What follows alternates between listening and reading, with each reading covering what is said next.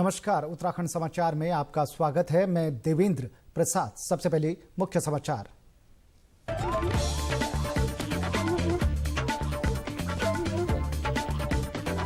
नए साल में 3 जनवरी से शुरू होगा 15 से 18 वर्ष के बच्चों का कोविड टीकाकरण। राष्ट्र के नाम संबोधन में प्रधानमंत्री नरेंद्र मोदी ने की घोषणा। स्वास्थ्य कर्मियों और कोरोना वॉरियर्स को भी दी जाएगी अतिरिक्त डोज। प्रधानमंत्री नरेंद्र मोदी ने मन की बात कार्यक्रम में लोगों को ओमिक्रॉन संक्रमण से सावधान रहने का किया आग्रह। कहा, नए वेरिएंट से संघर्ष में स्व जागरूकता और स्व अनुशासन है जरूरी।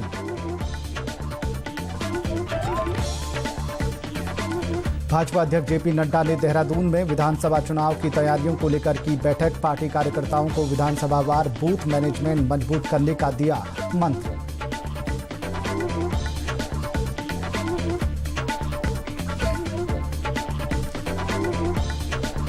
और राज्य के पर्वतीय हिस्सों में बर्फबारी से तापमान में गिरावट। देहरादून समेत कई जिलों में दिन भर लगे रहे बादल।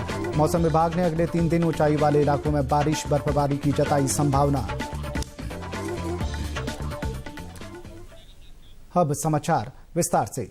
प्रधानमंत्री नरेंद्र मोदी ने 15 से 18 वर्ष के बच्चों का कोविड टीकाकरण अगले महीने की 3 तारीख से शुरू किए जाने की घोषणा की है। कल रात राष्ट्र के नाम संबोधन में उन्होंने कहा कि इससे न केवल कोविड के खिलाफ देश का संघर्ष मजबूत होगा, बल्कि स्कूल और कॉलेज के विद्यार्थियों की स्वास्थ्य रक्षा में भी मदद मिलेगी। 15 साल से 18 साल की आयु के बीच के जो बच्चे हैं, अब उनके लिए देश में वैक्सीनेशन प्रारंभ होगा। 2022 में 3 जनवरी को सोमवार के दिन से इसकी शुरुआत की जाएगी। ये फैसला कोरोना के खिलाफ देश की लड़ाई को तो मजबूत करेगा ही, स्कूल कॉलेजों में जा रहे हमारे बच्चों की और उनके माता पिता की चिंता भी कम करेगा। प्रधानमंत्री मोदी ने कहा कि स्वास्थ्य कर्मियों और अग्रिम पंक्ति के कोरोना योद्धाओं ने महामारी से संघर्ष में बड़ी भूमिका निभाई है। इसलिए सरकार ने निर्णय लिया है कि 10 जनवरी से इन्हें एहतियाती डोज लगाए जाने की शुरुआत होगी। सरकार ने निर्णय लिया है कि हेल्थ केयर और फ्रंटलाइन वर्कर्स को वैक्सीन की प्रिकॉशन डोज भी प्रारंभ की जाए। इसकी शुरुआत 2022 में 10 जनवरी सोमवार के दिन से की जाएगी। प्रधानमंत्री नरेंद्र मोदी ने कहा कि देश की लगभग 90% पात्र आबादी को पहली डोज और 61% से अधिक को दोनों डोज लगाई जा चुकी हैं। उन्होंने कहा कि विश्व का पहला DNA टीका नेजल वैक्सीन जल्द ही भारत में मिलने लगेगी। हमारे देश में जल्दी ही नेजल वैक्सीन और दुनिया की पहली DNA वैक्सीन भी शुरू होगी। साथियों, कोरोना के खिलाफ भारत की लड़ाई शुरू से ही वैज्ञानिक सिद्धांतों, वैज्ञानिक परामर्श और वैज्ञानिक पद्धति पर आधारित रही है। अगले साल 3 जनवरी से 15 से 18 वर्ष की उम्र के बच्चों का कोविड टीकाकरण शुरू करने की घोषणा का बागेश्वर के लोगों ने स्वागत किया है।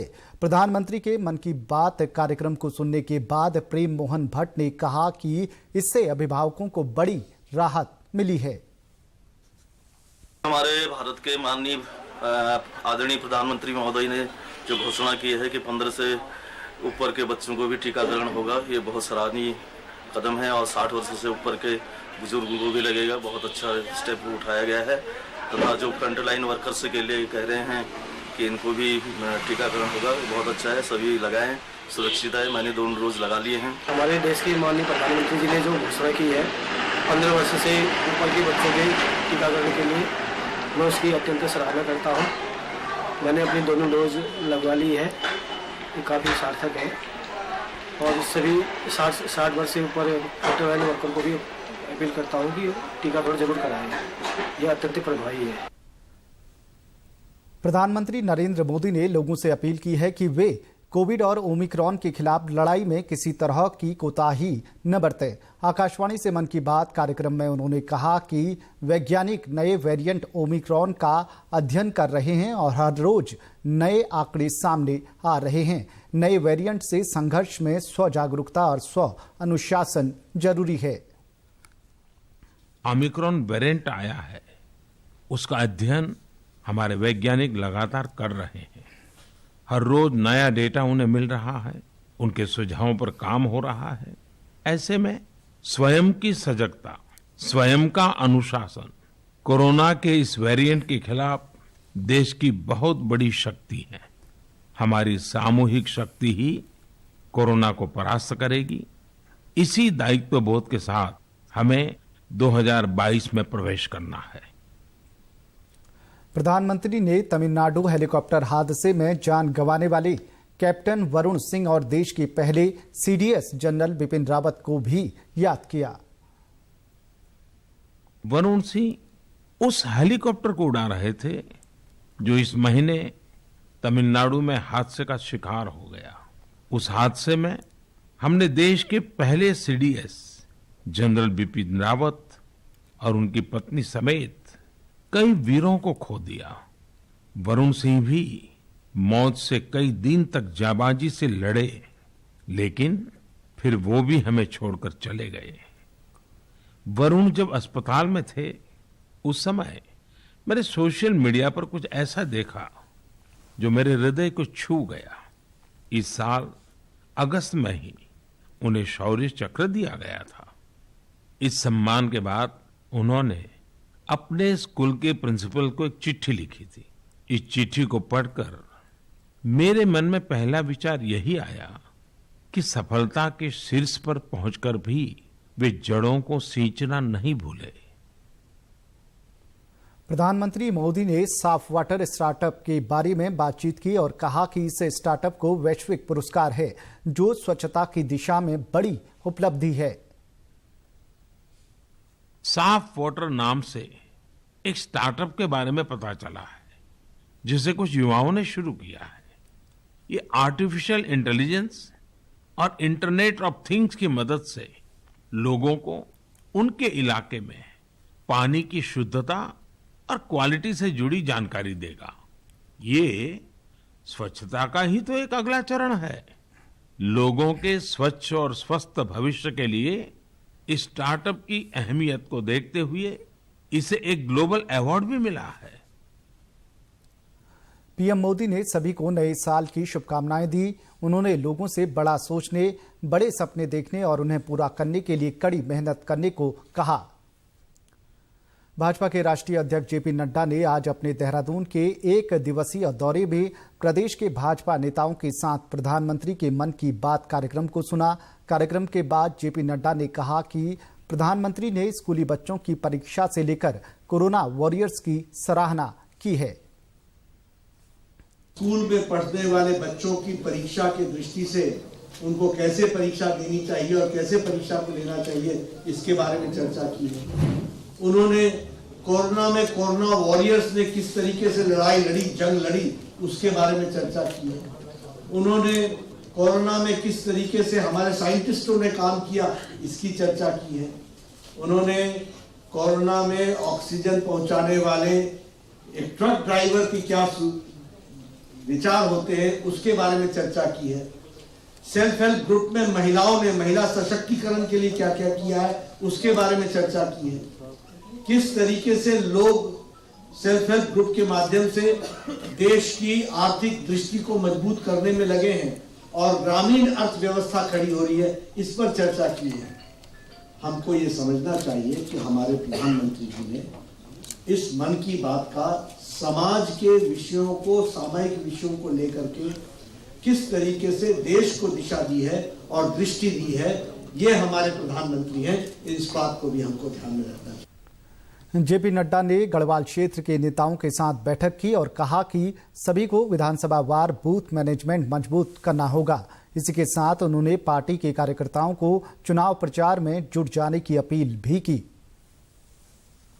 और मैं चाहूंगा कि आप सब लोग जो प्रदेश के कोने कोने से आए हैं, सभी लोग अपने बूथ पर अगले महीने होने वाले मन की बात को सामूहिक रूप से हर एक बूथ पर देखेंगे। इस बात की भी हमको कोशिश करनी चाहिए। भाजपा प्रदेश अध्यक्ष मदन कौशिक ने बैठक के बारे में जानकारी दी। उन्होंने बताया कि भाजपा राष्ट्रीय अध्यक्ष ने कार्यकर्ताओं को जीत का मंत्र दिया, साथ ही चुनाव से जुड़े 28 बिंदुओं पर चर्चा की। आदरणीय राष्ट्रीय अध्यक्ष ने जो हमारी विधानसभा के अंदर हमारा विस्तारक है, प्रवासी कार्यकर्ता है और हमारा प्रभारी है, इस तरह जो विधानसभा में 4-4, 5-5 प्रमुख कार्यकर्ता है, उनके साथ एक लंबी बैठक हुई है। एक जीत का मंत्र क्या हो सकता है, ये आदरणीय अध्यक्ष जी ने सभी को यानी एक प्रकार से उनकी बात भी सुनी है और उनको एक समाधान भी दिया है। लगभग 28 ऐसे बिंदु थे जो हम लोगों को उस विधानसभा में करने हैं जाकर, इस सभी कार्यकर्ताओं को, उनकी भी चर्चा हुई है। कैसे और अच्छा माहौल बन सकता है, इसकी चर्चा हुई है। तो कुल मिलाकर एक जीत का मंत्र वो अध्यक्ष ने दिया है। बूथ जीता, चुनाव जीता, और उस पर बूथ पे करनी है कार्य, कैसे कैसे करते हैं। वहीं मुख्यमंत्री पुष्कर सिंह धामी ने बैठक के बाद मीडिया से बातचीत की। उन्होंने बताया कि जेपी नड्डा ने विधानसभा चुनाव के लिए जमीनी कार्यकर्ताओं का मार्गदर्शन किया है।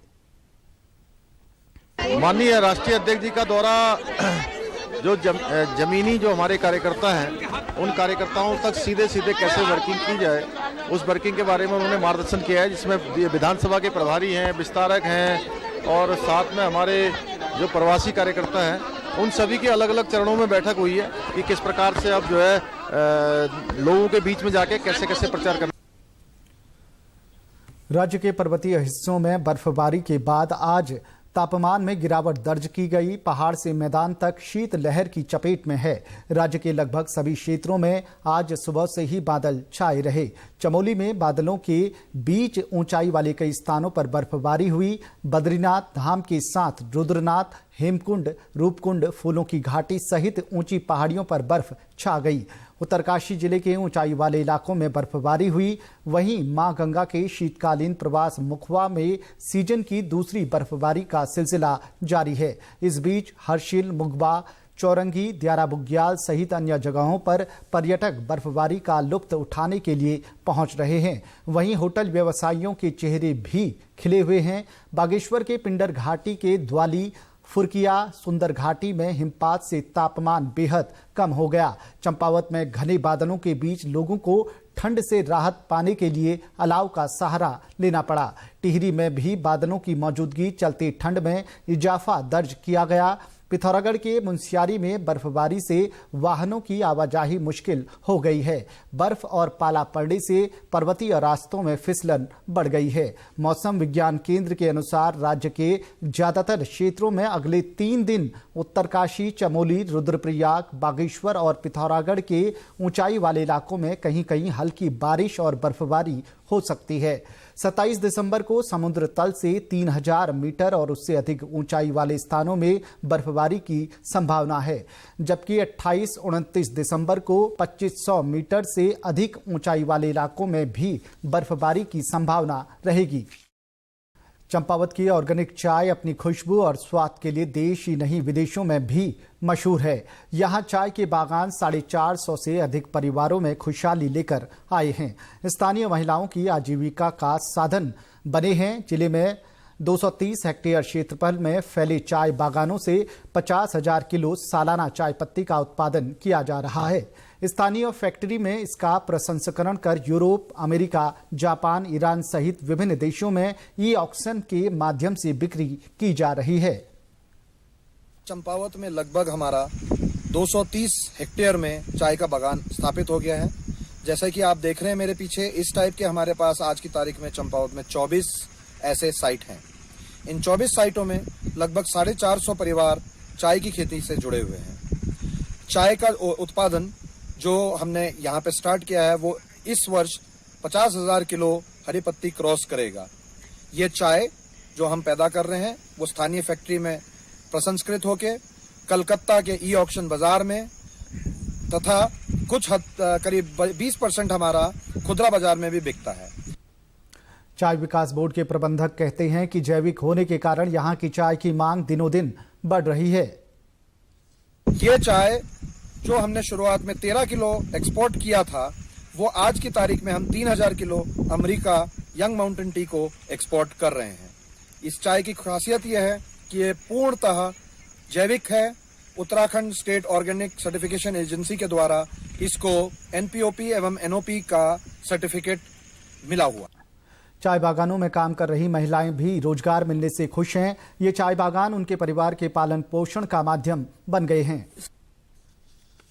5 साल से यहाँ काम कर रही हूँ। यहाँ चाय बनती है, यहाँ पैकिंग भी होती है, सब कुछ होता है। यहाँ बागानों से चाय आती है, यहाँ हम बनाते हैं, मशीनों में डालते हैं, फिर वहाँ से रोलिंग होती है, फिर सॉर्टिंग करते हैं, फिर पैकिंग करते हैं। यहाँ से फिर यहाँ से कलकत्ता जाते हैं चाय। फिर इस काम से इसी काम से हमारा परिवार पल रहा है, तो आगे को रोजगार और बढ़ाए। मैं 6 साल से चाय बागान में काम कर रही हूँ, जिससे मुझे रोजगार मिल रहा है, जिसमें 100 दिन मनरेगा और 200 दिन चाय बोर्ड से पैसा मिलता है। मैं इससे बहुत खुश हूँ और भी औरत हैं हम जैसी, वो भी बहुत खुश हैं। बागेश्वर में 3 दिनी राष्ट्रीय कुमाऊनी भाषा सम्मेलन का आयोजन किया गया। कार्यक्रम में कुमाऊनी लोक साहित्य पर चर्चा के साथ ही लोक गीतों की प्रस्तुति दी गई। वक्ताओं ने कुमाऊनी बोली को संविधान की 8वीं अनुसूची में जगह दिए जाने की मांग की और कहा कि चंदवंश के शासकों ने कुमाऊनी को राजभाषा का दर्जा दिया था। आज जरूरी है कि अभिभावक अपने बच्चों के साथ अपनी भाषा में बात करें।